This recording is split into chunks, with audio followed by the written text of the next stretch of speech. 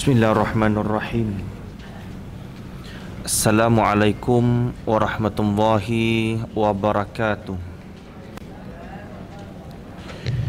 Alhamdulillah, nahmaduhu wa nasta'inu wa nastaghfiruh wa na'udzu billahi min syururi anfusina wa min sayyiati a'malina. Asyhadu an la ilaha illallah wa asyhadu anna Muhammadan abduhu wa rasuluh. Sayyidul anbiya'i wal mursalin wa ala alihi wa ashabihi wa man tabi'ahum bi ihsanin ila yaumiddin. Rabbi shrah li sadri wa yassir li amri wahlul 'uqdatam min lisani yafqahu qawli.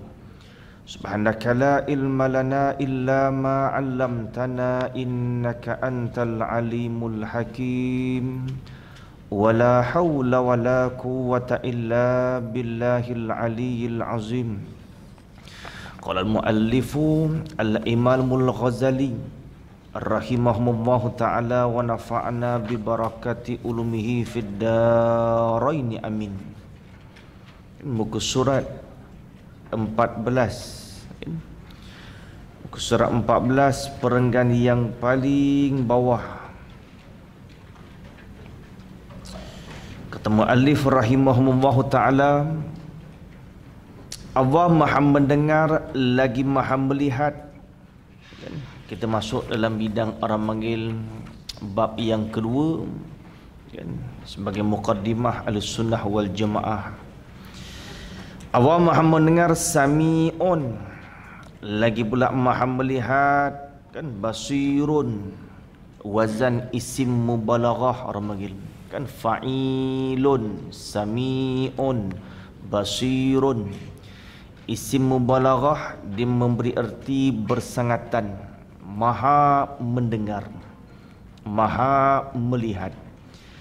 Tiada suatu pun yang terhalang dari pendengarannya, sekalipun halus.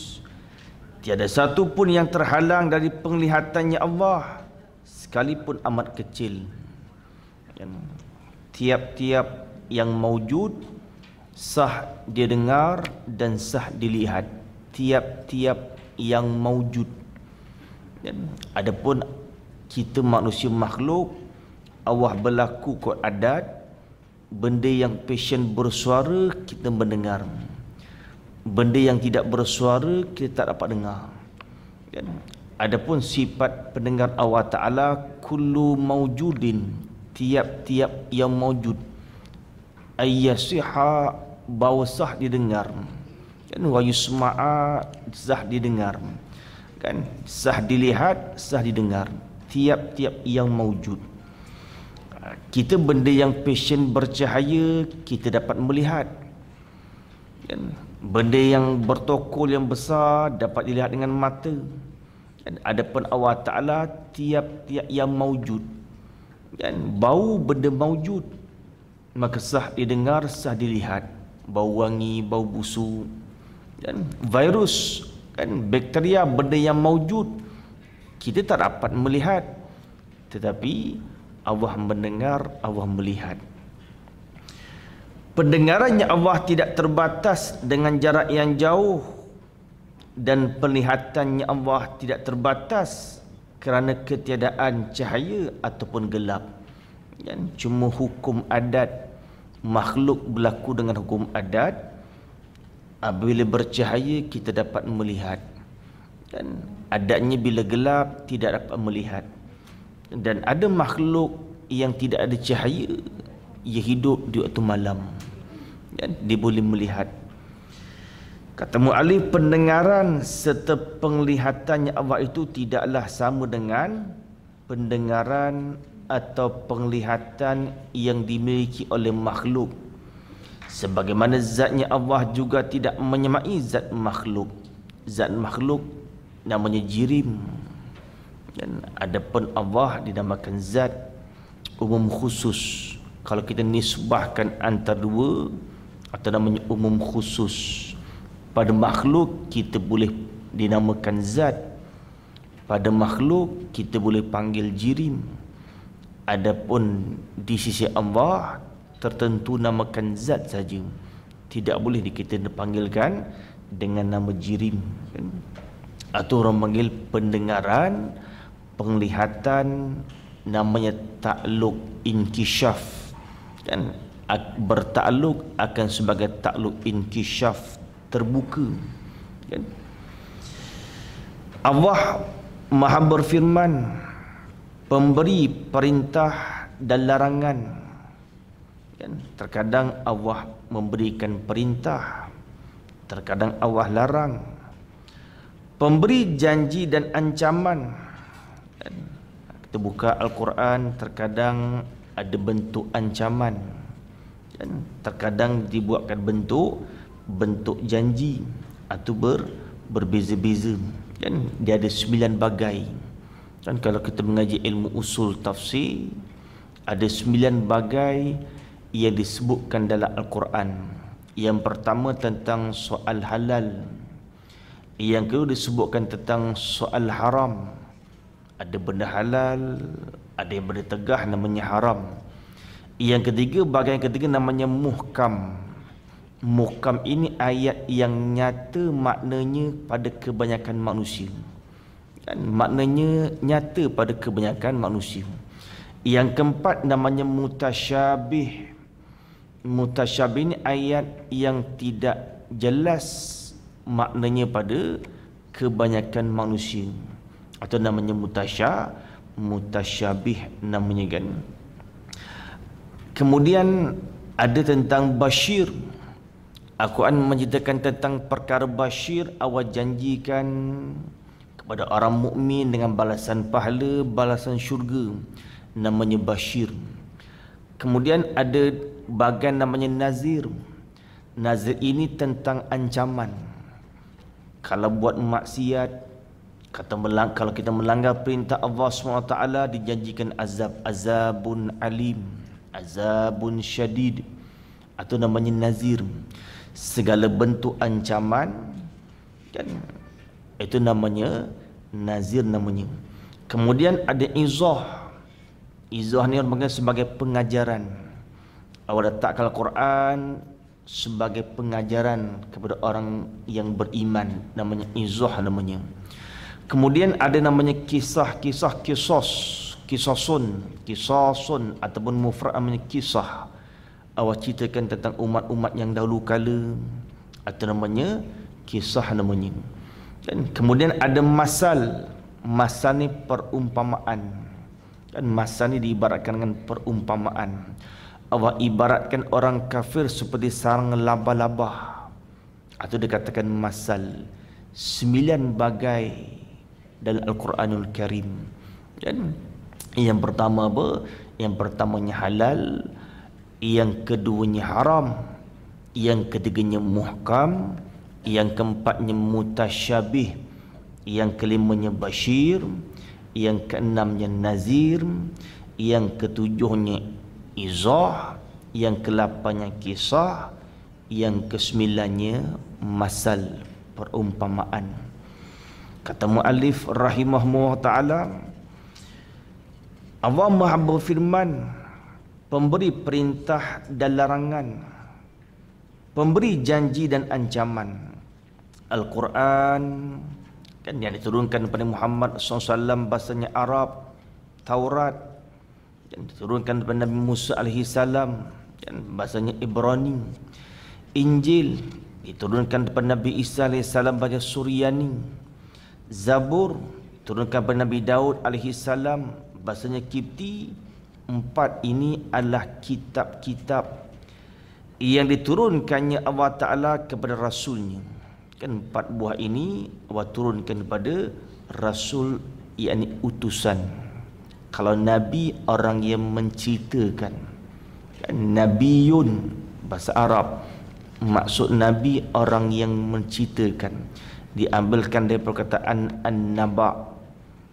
An-naba' ni maksudnya dia 2 maknanya, kan?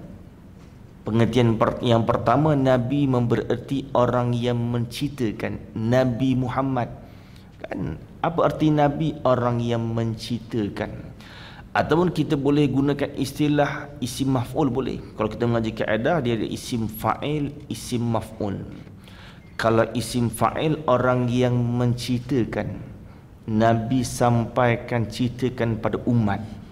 Dan yang kedua, orang yang diceritakan.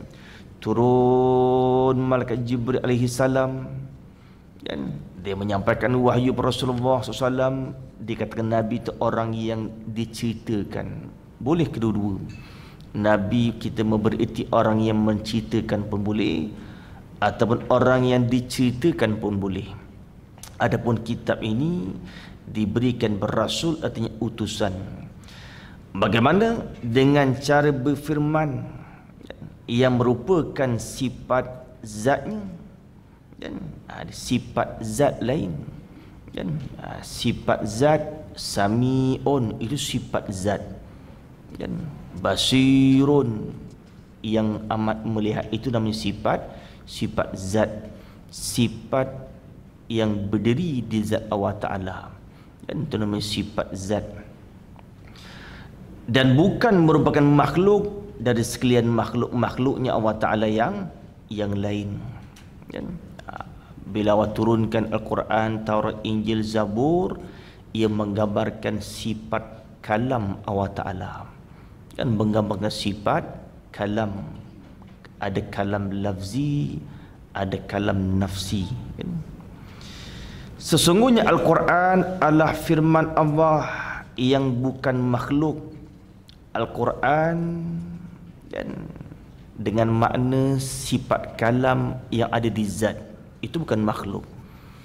Ada Al-Quran yang kita buka, yang kita namanya mushaf. Al-Quran yang kita buka, lembaran dia, nampak tulisannya. Dan Al-Quran hari ini ada warna-warni. Ada dulu kemudian, itu makhluk. Dan adapun Al-Quran dengan mana sifat yang ada di zat Allah Ta'ala, itu namanya sifat kalam. Al-Quran pun namanya, kalam pun namanya. Cuma kita orang Melayu, kita tidak bezakan lurah. Al-Quran itu kalam, tapi kita bezakan kalam, Al-Quran lain-lain. Sedangkan dalam bahasa Arab, Al-Quran itu ialah kalam. Bila sebut Al-Quran, tilik sifat kalam yang ada di zat Allah Ta'ala. Sebab itulah kata mu'alif, sesungguhnya Al-Quran adalah firman Allah yang bukan makhluk. Al-Quran mana yang bukan makhluk? Sifat yang ada di zat Allah Ta'ala, dan atau dikatakan bukan makhluk. Sebab kalau makhluk, tentulah akan rosak dan hilang. Bukan pula sifat dari makhluk, dan sifat makhluk pun bukan. Sebab kalau demikian, tentu musnah. Dan kita kena bezakan zat dan sifat lah. Kan maqama binafsihi, kan zat. Maqama bi ghairihi, kan sifat, kan passion menumpang, itu sifat. Zat berdiri dengan sendiri, kan zat itu benda yang berdiri dengan sendiri dinamakan zat. Kalau sifat dia passion menumpang. Sesungguhnya Allah itu Maha Esa. Isyarat sifat orang panggil wahdaniyah, dan diisyaratkan sifat wahdaniyah, esa. Satu pun kita panggil. Kan ada orang namanya satu, kita panggil satu. Ataupun istilah namanya esa. Kan isyarat sifat wahdaniyah, sifat salbiyah, kan. Kidam, baqa, mukhalafah, qiyamuhu, wahdaniyah. Salbi orang panggil maknanya ternapi, kan pengertian dia reti daripada ternapi. Kidam terjemah sedia, kita retikan sedia pada tak ada mula, kan reti daripada tidak. Baqa kekal, pengertian kekal tak ada kesudahan, kan napi tu reti kot tak ada. Esa ataupun tunggal ataupun satu, kita retikan daripada tidak berbilang, kan reti tidak. sifat yang digertikan daripada tidak, kan sifat Allah yang digertikan daripada tidak, itu namanya pada istilah ulama ilmu kalam namanya sifat salbiyah namanya, kan. Tiada sesuatu yang wujud selain dia, kan. Ada panggil wajibul wujud, kan. Ada pun kita jaizul wujud, kecuali pasti ianya Allah terjadi, kecuali pasti ianya terjadi dengan perbuatannya. Wallahu khalaqakum wa ma ta'malun. Allah jadikan kamu dan segala perbuatan kamu. Kita Allah dijadikan, Allah menjadikan kita makhluk, segala perbuatan kita pun Allah jadikan, kan. Tetapi tidak menjadi suatu perkara syirik apabila kita bangsakan perbuatan kepada diri hamba, tak syirik, kan. Tidak menjadi suatu kesalahan kalau kita bangsakan perbuatan nisbah untuk diri sendiri. Ni aku yang punya, tak salah. Ni aku yang buat, kan. Orang panggil tidak syirik sebab Allah bangsakan wallahu khalaqakum wa ma ta'malun. Bila Allah bangsakan perbuatan pada makhluk, tidak menjadi syirik kita bangsakan kepada diri sendiri, kan. I'tiqad itu di hati, kan. I'tiqad ni pegangan di hati. Juga sebagai limpahan dari keadilannya yang terbentuk atas dasar yang sebaik-baiknya, sempurna, lengkap serta adil, kan. Hanya orang panggil perbuatan Allah itulah yang sebaik-baik, kan, yang paling sempurna, yang paling lengkap. Ini tidak mengisyaratkan sifat kalam, kan. Di sini nak mengisyaratkan sifat kalam yang ada di zat Allah Ta'ala. Ada kalanya kalam lafzi, kan. Ada kalam lafzi yang berhuruf, yang bersuara, ada dulu, ada kemudian. Ada kalanya kalam nafsi yang tidak berhuruf, yang tidak bersuara, tidak ada dulunya, tidak ada kemudiannya, atau nama kalam nafsi, kan. Madalulnya satu, sama ada kalam nafsi, sama ada kalam lafzi, madalulnya sama, kan. Atau dia kata madalul nisbah pada diri kita. Kita ada kalam lafzi, kita ada kalam nafsi. Apabila seseorang berkata-kata, apabila seseorang bertutur, kita dengar suara dia. Ada orang suaranya garau, ada orang suaranya halus, begitu, dan kita mendengar suara. Bila kita susun, kita tulis di kertas, ada dulu kemudian. Itu kalam lafzi namanya, kan. Berhuruf, bersuara, ada dulu, ada kemudian. Pada diri kita manusia, kita ada kalam nafsi. Kalam nafsi yang tidak berhuruf, tidak bersuara, tidak ada dulu, tidak kemudian.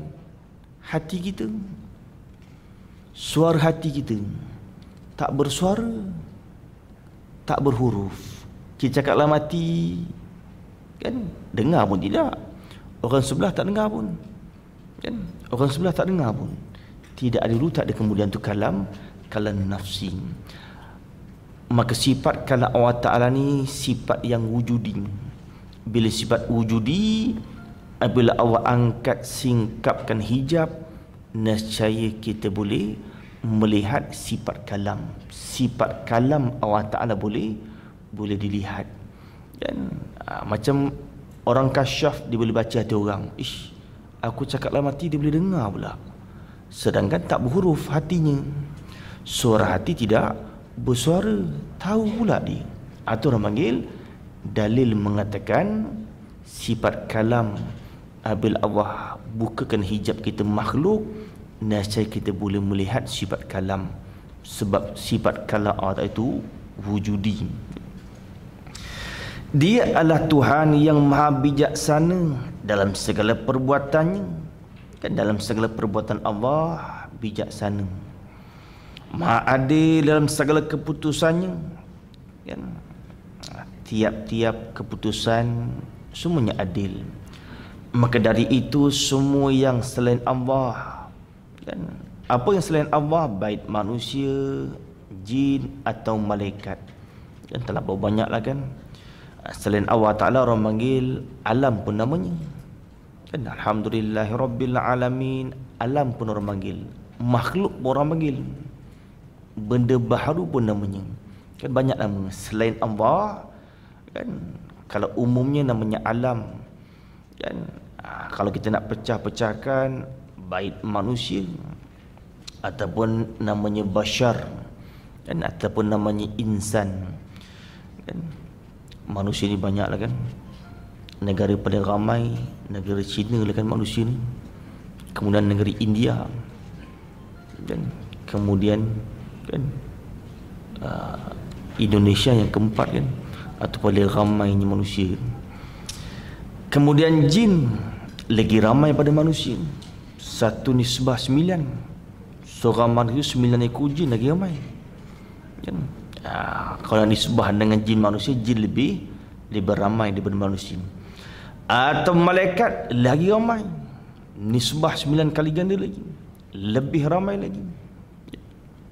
Yang ada di bumi, yang ada di langit 9 kali ganda. Langit yang pertama dengan langit yang kedua 9 kali ganda lagi. Atau jumlah bilangan malaikat kan. Cuma berbezalah kejadiannya. Malaikat daripada nur kan, jin daripada minari samum, daripada api yang warnanya biru yang tidak ada asap. Itu asal kejadian bangsa jin. Dan adapun manusia daripada tanah, diadunkan dengan air. Jin samum ini api yang warnanya biru kan, api yang warnanya biru tetapi tidak ada asapnya kan, api nurani. Ataupun malaikat kan, daripada nur, jisimnya lebih halus daripada jin. Sebagaimana umumnya manusia tidak melihat jin, begitulah umumnya jin tidak melihat malaikat, sebab nurnya lebih halus daripada jisim api. Cuma jin ni macam manusia pun ada. Ada jin dia macam manusia, dia boleh berjalan, dia kerja macam manusia. Kita ada kerja buat bangunan, ada kerja tukang masak, samalah jin tu. Jin ada kerjanya memasak. Kadang-kadang kat rumah dengar tungtang-tungtang bunyi orang masak, tanya orang sebelah, tak ada pula dia masak. Jin tengah masak barangkali tu kan. Tungtang-tungtang bunyi, tanya orang atas, engkau ada buat kerja ke malam-malam ni? Tak ada pula kata jin. Jin tengah bertukang barangkali je. Macam manusia, ada jin dia passion boleh terbang. Ada jin dia boleh passion terbang ke mana.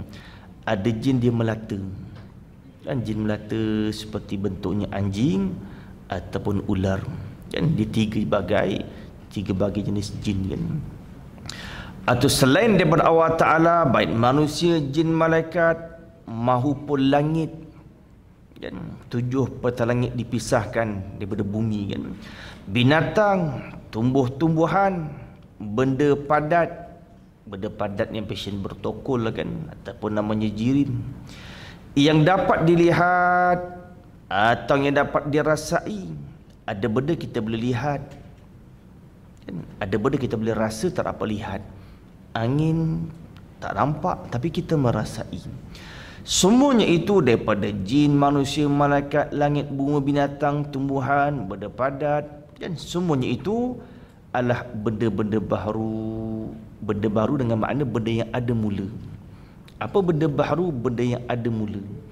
Bila Allah jadikan, bermakna kita ada permulaan, dinamakan kita ni benda baru kan. Adalah benda-benda baharu yang diciptanya Allah. Cipta dengan apa? Dengan kekuasaannya. Allah menjadikan kita dengan sifat kudrah, bukan hayat kan. Hayat artinya berhidup. Dengan sifat berhidup, Allah menjadikan kita tidak demikian. Allah menjadikan makhluk dengan sifat kudrah, sifat berkuasa kan. Sebab sifat hayat tidak bertakluk kan. Dalam 7 sifat ma'ani, hayat tidak bertakluk. Kalau kita belajar kan, mazhab Maturidi 8 sifat ma'ani. Kalau kita belajar mazhab Asy'ari 7 sifat ma'ani.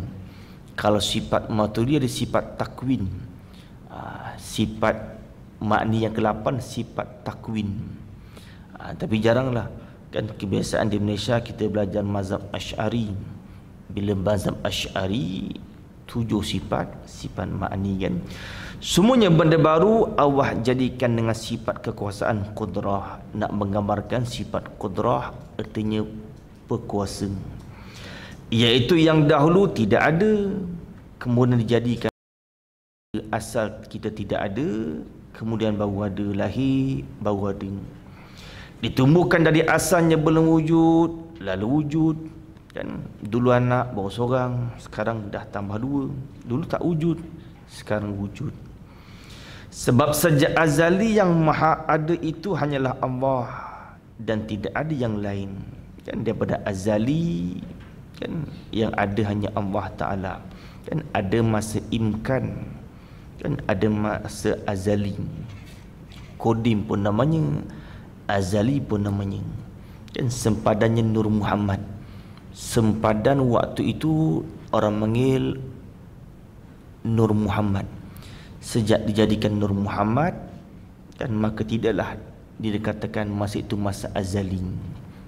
Ada masa imkan, ada masa azali. Maka Allah mengadakan makhluk sesudah itu sebagai tanda dan bukti kekuasaannya. Untuk apa Allah ciptakan langit bumi? Untuk apa Allah jadikan kita sebagai manusia? Untuk apa dijadikan jin, malaikat? Kenapa dijadikan tumbuh-tumbuhan binatang? Kan sebagai tanda dan bukti kekuasaan Allah. Nak menunjukkan kuasanya Allah Ta'ala. Juga untuk merealisasikan segala sesuatu yang telah dikendakinya kan. Fa'alul lima yurid kan. Apabila Allah berkehendak, kun fayakun, pasti akan terjadi. Sampai masa maka jadilah. Tetapi jadi bukan dengan sifat kalam, jadi dengan sifat qudrah kan. Cuma sebagai nak menunjukkan kuasanya Allah Ta'ala, seolah Allah mengatakan kun, jadilah, maka jadilah. Tetapi dibuatkan dengan sifat qudrah kan. Merealisasikan segala sesuatu yang telah dikendakinya Allah juga kerana sebagai kebenaran kalimatnya sejak azali lagi. Itulah firman Allah tu kan. Allah nak buktikan sejak azali kan, sifat kalam sejak azali sampai masa maka jadilah. Segala sesuatu itu dicipta bukan kerana Allah memerlukan atau berhajat kepadanya. Allah jadikan langit, adakah berhajat untuk ia bertempat? Tidak. Allah jadikan malaikat, adakah Allah berhajat untuk bantu dia? Tidak. Allah jadikan makhluk, sikit pun Allah tidak berhajat kan. Sifat istighna, iftiqar, isyarat sifat istighna dan iftiqar an kulli kan. Dia Allah memberikan keutamaan kepada makhluk dengan menciptanya serta membebaninya. Setelah kita dijadikan, kita terbeban. Isyarat kita ni mukallaf. Isyarat kita mukallaf. Bila kita dijadikan, adakah kita boleh lepas daripada Allah Ta'ala? Tidak. Maka kita dijadikan untuk kita beribadah, terbeban, dikatakan mukallaf kan. Kena semayang kan, mukallaf. Tegah diri kita, tak boleh minum arak, itu mukallaf, terbeban. Ini bukanlah sebab Allah berkewajipan melakukan sedemikian. Bukan wajib Allah jadikan manusia. Sebab ada golongan kan, mereka mengiktikadkan kita ada sebab Allah ada kan. Golongan ahli falsafah, mereka memberikan teori seperti gerak cincin yang ada pada jari. Cincin bergerak sebab jadi bergerak. Mereka mengatakan apabila Allah ada, maka adalah manusia. Dan tu setengah daripada golongan ahli falsafah kan. Allah sentiasa menggunakan nikmat dan kebaikan kan. Allah sentiasa menggunakan nikmat. Tiap-tiap kita bernafas suatu nikmat dan sentiasa. Dan kebaikan dan Allah berikan kita kebaikan. Tiap-tiap yang dijadikan ada hikmah. Dan terkadang Allah hantarkan nyamuk, sudah tentu ada hikmahnya. Dan terkadang dijadikan ular. Setiap perbuatan Allah bukan sia-sia. Ada yang kita boleh ambil manfaat. Ambil binatang tu memberi mudarat, nak memberikan kepada kita. Dan benda yang Allah tegah jangan kita buat. Dan ada yang memberi mudarat untuk memberi khabar kepada kita makhluk. Dan bukan kewajipan Allah untuk berbuat demikian, bukan suatu benda yang wajib. Dan kalau Allah nak tarik nikmat pun boleh. Dan itu bukan benda wajib bagi Allah, harus bagi Allah. Kan sifat harus, sifat fi'il. Kalau sifat pendengar, sifat zat. Sami'un, ia amat mendengar, itu sifat zat. Basirun, yang amat melihat, sifat zat. Allah berikan rezeki, razak. Allah berikan rezeki pada kita makhluk, itu namanya sifat fi'il. Dan bukan sifat zat. Ibarat takluk qudrah yang tanjizi hadis, itu namanya sifat fi'il. Dan takluk qudrah yang tanjizi hadis nama sifat fi'il. Bagi Allah adalah keutamaan dan kebaikan, nikmat dan kurnia. Allah Azza wa Jalla memberi pahala kepada hamba-hambanya, dan sekurang-kurang satu hasanah, benda kebaikan namanya hasanah. Dan perkara yang ada kebaikan namanya hasanah, sekurang-kurang Allah berikan 10 pahala ganjaran ajrun. Kalau kita bekerja, kita berhajat gaji, ujrah, itu namanya ujrah. Dan kalau kerja tak ada gaji, confirm tak pergi dah, cari lain dah, kan, namanya ujrah.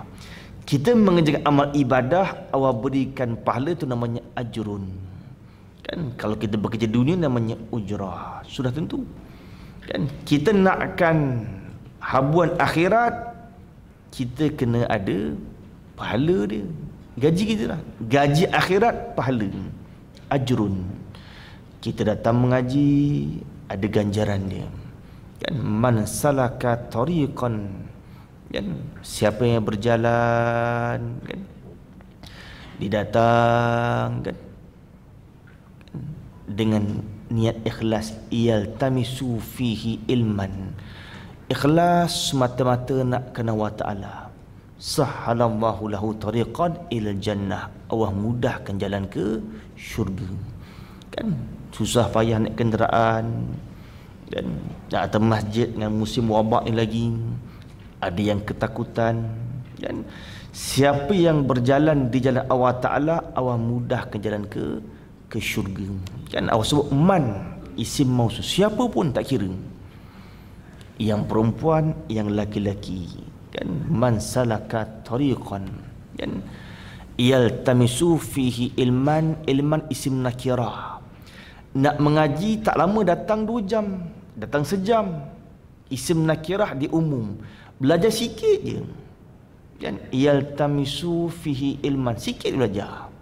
Kan walaupun tak banyak, sikit pun, apa janji Allah yang disampaikan oleh Rasulullah SAW, sahhalallahu, Allah mudahkan jalan untuk dia ke syurga.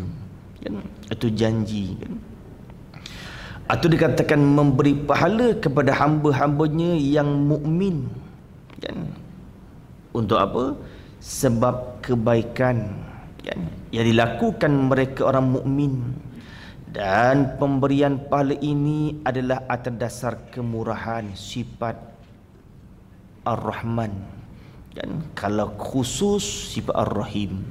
Dan itu atas dasar kemurahan Allah Ta'ala. Allah berikan ganjaran syurga atas kemurahan. Jangan kita beramal ibadah, kita merasakan kita rajin buat amal ibadah, kita rasakan kita ni orang panggil orang yang alim, kita merasakan kita orang yang pandai, kita merasakan kita banyak ilmu, kita rajin beribadah siang malam pagi petang, dengan sebab ibadah masukkan ke syurga. Tidak. kan? Itu semua dengan sifat kemurahan, kemuliaan, kan? Dan telah dijanjikan. Bukan berkali-kali kan dasar Allah berkewajipan melakukan perkara itu, kan? Berulang-ulang kali. Adakah Tuhan wajib berikan? Tidak, kan? Hari ini kena sembahyang, besok kena sembahyang, kan? Selagi kita berakal, selagi itu kita berkewajipan mendirikan solat ibadah. Adakah wajib Allah berikan? Tak, kan? Umum harus. Tilik janji Allah Ta'ala, tiap-tiap satu kebajikan satu je Allah wajib berikan ganjaran, kan? Itu tilik janji.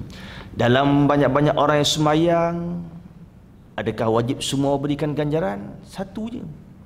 Yang lain harus, tetapi dengan sifat kemurahan yang Allah berikan, anugerahkan kepada hamba-Nya. Sebab tidak ada seorang pun yang dapat mewajibkan sesuatu padanya untuk dilakukan, dan tidak tergambar sedikit pun sesuatu penganiayaan yang datang daripadanya. Demikian juga tidak ada suatu hak yang merupakan kewajipan untuknya terhadap seseorang. Kita tak boleh menuntut, dan ya Allah, aku dah sedekah, kenapa kau tak berikan aku ganjaran? Ya Allah, aku dah bangun tahajud, kan? Mana yang kau janjikan? Tak boleh menuntut hak begitu. Sebab haknya Allah untuk ditaati itu merupakan kewajipan atas seluruh makhluk. Bila kita makhluk, wajib kita taat, kan? Wajib kita beramal ibadah. Iman, nak dikatakan orang tu orang yang beriman, dia mesti beramal soleh, kan? Mengaku orang beriman tapi tak ada amalnya, ataupun bohong namanya, kan? Kata alim ulama, kata ulama al-sunnah wal jamaah, iman ni dia ada 7 martabat, 7 bagai iman, kan? Ada iman namanya iman matbu', ada iman namanya iman matbu'. Siapa iman matbu'?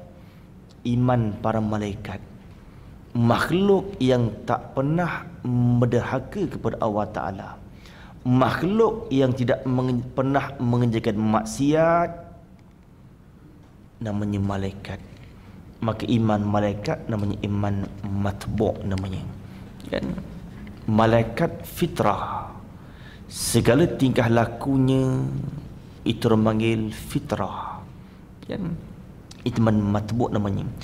Ada iman namanya iman maksum. Maksum artinya terpelihara.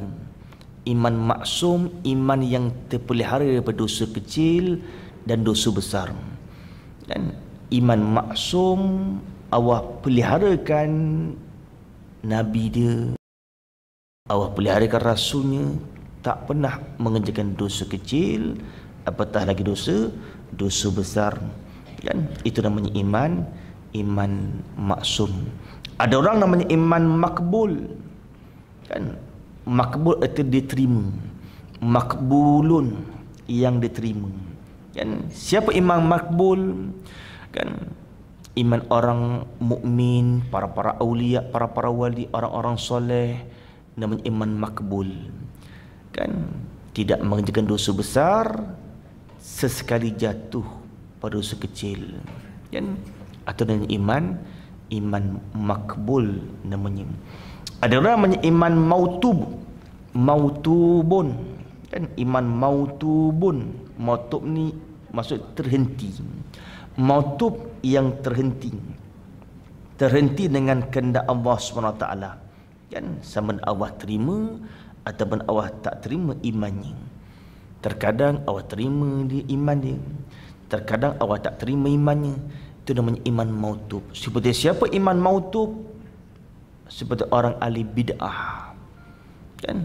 Orang ahli bid'ah, kan? Maka nama iman mautubun. Terkadang Allah terima imannya, terkadang Allah tolak imannya, kan?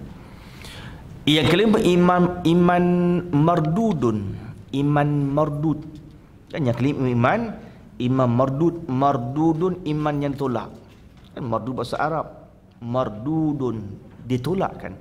Imannya sesekali Allah tak terima. Kalau mautub, Kadang terima, kadang tak terima. Kalau mardud, iman mardud, Allah tak terima imannya. Siapa orang ni? Seperti orang munafik. Dan seperti orang munafik. Dan iman tu ditolak, Allah tolak. Mengaku dia beriman, dia mengaku beriman. Amantu billah, aku beriman dengan Allah, tetapi perbuatannya kan perbuatan syirik. Dan maka iman mereka, golongan munafik ini, imannya iman mardud. Allah tolakkan imannya. Kan ada iman namanya iman ba'is namanya. Kan ada martabat iman yang keenam, iman ba'is namanya. Apa iman ba'is? Ada orang dia beriman ketika waktu tersepit. Ba'is namanya. Ketika nyawa sudah sampai di ghar-gharah, seperti Fir'aun. Apabila Nabi Musa ketukkan tongkatnya, laut kembali bercantum. Apa kata Fir'aun? Wahai Musa, aku beriman dengan Allah ketika nyawa sudah sampai di ghar-gharah. Apabila nyawa sudah sampai di khalqum. Amantu billah, kata Fir'aun, aku beriman dengan Allah. Adakah Allah terima imannya? Itu iman ba'is. Yang dinamakan iman tersebut iman ba'is. Dia beriman ketika tersepit. Kita dah seorang sampai nyawa di halkum, kita baru bertobat. Ya Allah, selamanya aku menipu, dan selamanya aku berbohong, kan aku mencuri, merompak, minum marab, zina. Ketika nyawa saja halkum, dia bertaubat. Itu namanya ba'is. Iman ba'is, Allah tolakkan imannya, kan tak terima. Walaupun dia sudah syahadah, asyhadu an la ilaha illallah wa asyhadu anna Muhammad Rasulullah, la ilaha illallah, tak terima. Sebab sudah tertutup pintu waktunya. Namanya iman ba'is. Yang ketujuh, yang terakhir, iman taklid. Kan yang terakhir iman taklid. Apa iman taklid? Taklidun, ikut-ikut. Kan maka khilaf alim ulama pada menghukumkan orang muqallid. Kan tiga kaul. Kan tiga kaul alim ulama pada menghukumkan orang yang muqallid. Adapun kaul yang paling muktamad, kan ulama mengatakan iman taklid itu sah tetapi asi. Sah imannya tetapi berdosa. Dan mengaku beriman dengan Allah, Allah sifatnya qudrah, Allah bersifat dengan sami'un, Allah bersifat dengan basirun. Apa dalilnya? Dia pun terdiam, tak dapat nak keluarkan dalil. Itu namanya iman taklid namanya. Dia bertaklid. Kan bila bertaklid, ulama mengatakan kaul mutamad dia beriman tetapi berdosa. Kan saya terlupalah. Kan dalil tak semesti bahasa Arab, tak semesti Al-Quran, tak semesti hadis. Cukup mudah kan. Ibu-ibu, ayah-ayah biasa dah mengaji akidah, tauhid, cukup mudah. Dalil yang sama pun boleh. Apa dalil Allah ada? Alam ini sah. Dia bukan orang muqallid, dia bukan taklid. Cukup dalil alam ini kan. Atau tujuh martabat iman. Demikian juga tidak ada suatu hak. Demikian juga tidak ada suatu hak yang merupakan kewajipan untuknya terhadap seseorang. Sebab haknya Allah Ta'ala untuk ditaati merupakan kewajipan atas seluruh makhluk. Kewajipan ini disampaikan dengan penjelasan para nabinya. Segala risalah disampaikan oleh Rasulullah. Bukan hanya sekadar kemahuan akal fikiran. Agama ni bukan kita boleh fikir-fikir, rasa aku rajin nak tambah semayang sehari semalam 10 waktu. Tak boleh difikir dengan akal fikiran. Kan Nabi sudah sampaikan kan. Allah mengutuskan para rasul, utusan. Bila diutuskan mesti ada bukti. Apa bukti ni Rasul? Betul ke tak betul ni? Dan diberikan bukti kebenaran mereka dengan berbagai mukjizat yang nyata, perkara yang melemahkan orang lain untuk tiru. Itu mukjizat. Kan? Kalau sihir boleh tiru, dia ambil sapu tangan keluar burung, itu boleh ditiru. Kalau sihir boleh ditiru kan. Adapun mukjizat tidak boleh tiru kan.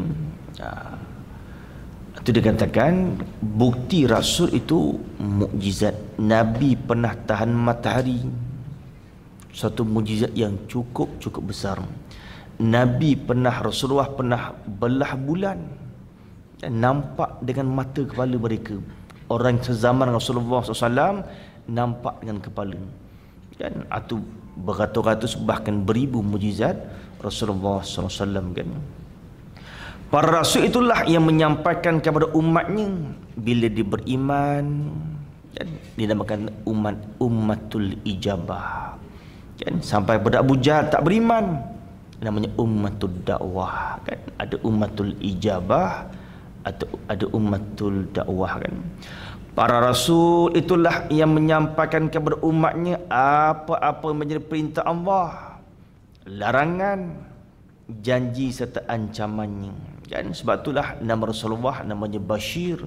Setengah daripada nama gelar Rasulullah Bashir, Nabi sampaikan berita gembira. Dan setengah daripada gelar Rasulullah namanya Rasulullah nama lain Nazir. Nabi menakutkan dengan ancaman neraka, dengan ancaman azab. Dan Rasulullah kalau dikatakan bangsa Arab, Nabi Muhammad kan bangsa Arab. Apabila disebut Rasulullah ni bangsa Arab, itu nisbah kepada Nabi Ismail alaihissalam. Dan Rasulullah di bangsa pada Quraisy. Nabi bangsa apa? Quraisy. Kepada siapa? Siapa Quraisy? Siapa Quraisy? Kalau Nabi dikatakan bangsa Arab, itu nisbah Nabi Ismail. Kan? Manusia yang pertama mendiami bumi Arab, Nabi Ismail. Yang kata-kata kering kontang, datang Nabi Ibrahim bawa isterinya Hajar, anak yang kecil. Kalau Rasulullah dibangsakan kepada Quraisy, itu keturunan Nabi namanya Nadar. Kan keturunan Rasulullah namanya An-Nadar, Muhammad bin Abdullah bin Abdul Muttalib bin Hashim bin Abdul Manaf bin Qusay bin Kilab bin Murrah bin Ka'b bin Lu'ay bin Ghalib bin Filim bin Malik sampai Nadar. Nadar ini digelarkan Quraisy, asal takarrush. Kan asal Quraisy dikatakan takarrush. Takarrush ini berniaga. Kan takarrush ini dikatakan berniaga.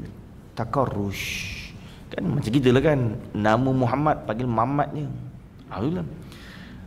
Asal takarrush ni berniaga. Lama-lama jadi Quraisy. Keturunan Nabi ni pandai berniaga. Kan suatu sunnah, suatu pekerjaan para anbiya mursalin berniaga. Kan liila fi Quraisy ila fihim rihlata syita, musim sejuk, wasayf, musim panas. Kebiasaan orang Quraisy, dia akan keluar musim panas, musim sejuk untuk berniaga. Orang Quraisy cukup terkenal dengan berniaga, cukup pandai berniaga.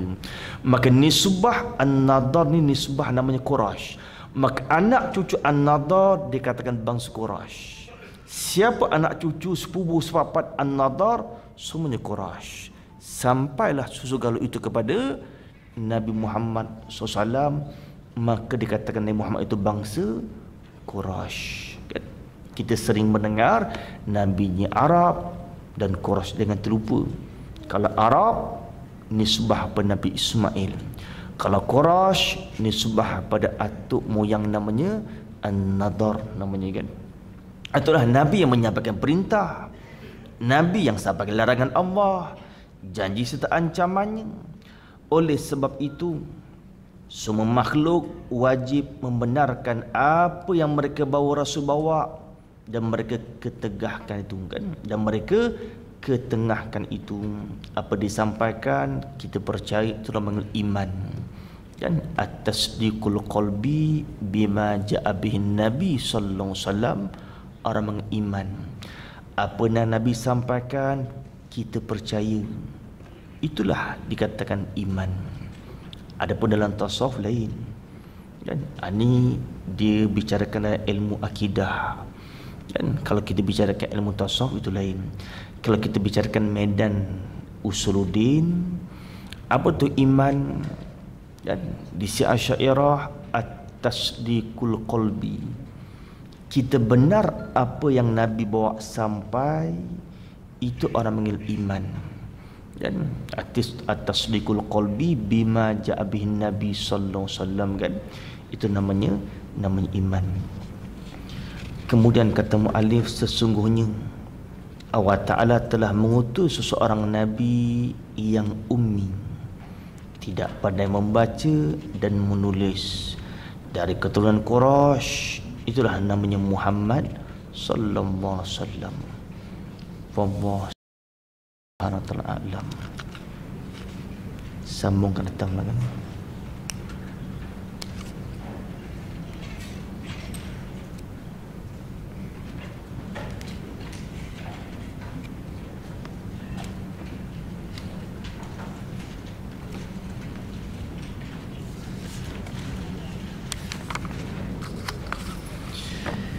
Bismillahirrahmanirrahim. Allahumma faqqihnahu fid din wa allimna ta'wila.